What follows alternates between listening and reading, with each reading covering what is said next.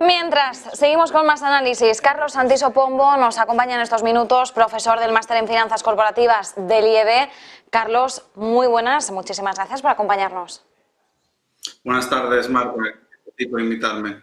Carlos, ¿qué sensaciones te está dando Jerome Powell en el día de hoy? No sé hasta qué punto estás viendo cierta recogida de cable después de el impacto que causaba ayer entre los inversores en el mercado, teniendo en cuenta que ayer prácticamente se descontaba que la Reserva Federal volvía a apostar por unas subidas de tipos más agresivas. Parecía que nos encaminábamos a 50 puntos básicos en la próxima reunión, que va a tener lugar el 22 de marzo. Va a ser cuando conozcamos ya esa decisión de tipos por parte de la Reserva Federal. ¿Crees que en estos momentos Jerome Powell está moderando el mensaje para no dar a entender precisamente eso?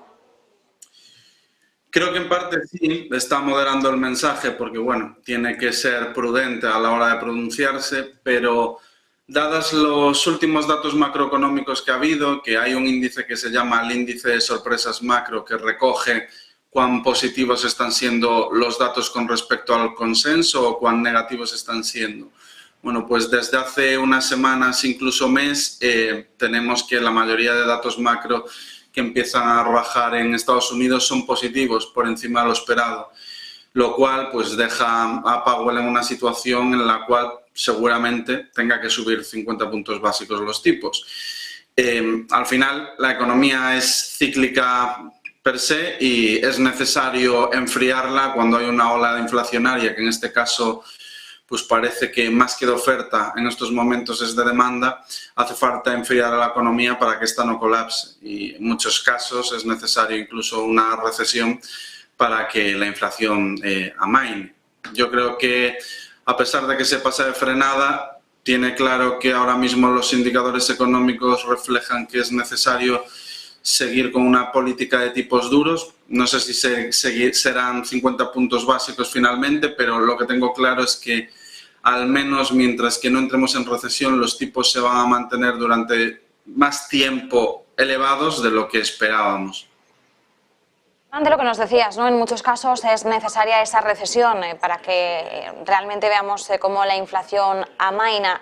Powell ha intentado ser bastante optimista al respecto. Dice que él confía en poder atajar la inflación mediante las subidas de interés sin que suba significativamente la tasa de desempleo y sin necesariamente adentrar en una recesión a la economía estadounidense. Claro, entendemos que es el escenario más positivo, más optimista, pero ¿hasta qué punto Powell puede estar pecando de excesivo optimismo?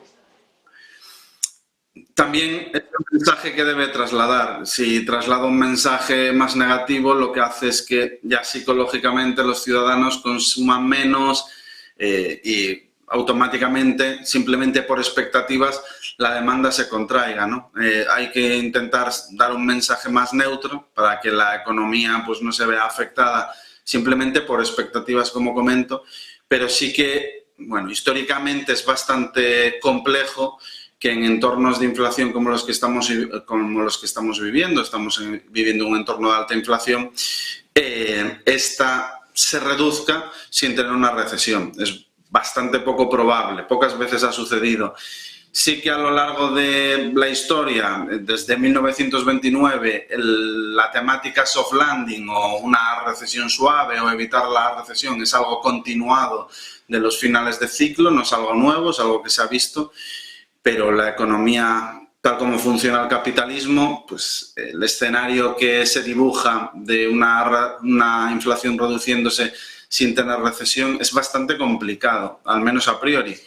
Podría darse por primera vez, podría ser, pero bueno, la historia me atrevo a inclinarme que suele rimar y lo más probable es que terminemos en una situación más complicada de lo que podía parecer a priori. Bueno, vigilamos también, Carlos, el dato que vamos a conocer de empleo este viernes. Hoy conocíamos la encuesta de EP de empleo, 242.000 nóminas no agrícolas, es mejor de lo esperado y mucho mejor respecto al dato anterior. ¿Qué podemos esperar de la evolución de la tasa de desempleo en Estados Unidos? Recordemos que está en niveles mínimos desde los últimos 50 años, 3,4%. Powell también ha señalado en estas dos comparecencias ante los senadores, como decíamos, ¿no?, que no hay por qué llevar a un aumento brutal de la tasa de desempleo, pero decía, bueno, que se nos vaya al 4,6% tampoco sería tanto, porque aún así estaría muy por debajo de otros niveles históricamente más elevados que hemos podido tener en Estados Unidos. Pero claro, le decían, bueno, pero es que ese incremento supone tener a 2 millones de trabajadores parados respecto al nivel que tenemos en estos momentos. ¿Qué podemos esperar del dato de viernes? ¿Hasta qué punto va a seguir mostrando una resiliencia del mercado laboral? Bueno, el mercado laboral de Estados Unidos es bastante especial, muy diferente al europeo. Para empezar, es muy flexible. Las subidas y bajadas se producen de una forma más pronunciada. También durante el COVID se ha producido una salida de fuerza laboral importante, es decir, de personas que han dejado de buscar empleo. Es lo que se llama, no recuerdo el nombre exacto, pero bueno, la gran salida. Y además de ello, una gráfica que he visto, creo que hace unas semanas, un mes como mucho, que me parece muy interesante, es cómo se van incorporando al mercado laboral nuevas personas en contratos por horas y cómo se incrementa el trabajo en contratos indefinidos. Bueno, pues el incremento del mercado laboral en contratos indefinidos lleva plano, te diría, hablo de memoria de haber visto el gráfico, pero te diría que más de un año. Creo recordar que eran 2. Entonces, estamos hablando de que gran parte de ese mercado laboral que parece tan fuerte y en algunos casos muy por encima de lo esperado es empleo de baja calidad. Y hay que tenerlo también en cuenta. Nos quedamos con ese análisis. Carlos Santiso Pombo desde el IEB, muchísimas gracias, un placer. Gracias a vosotros. Hasta luego.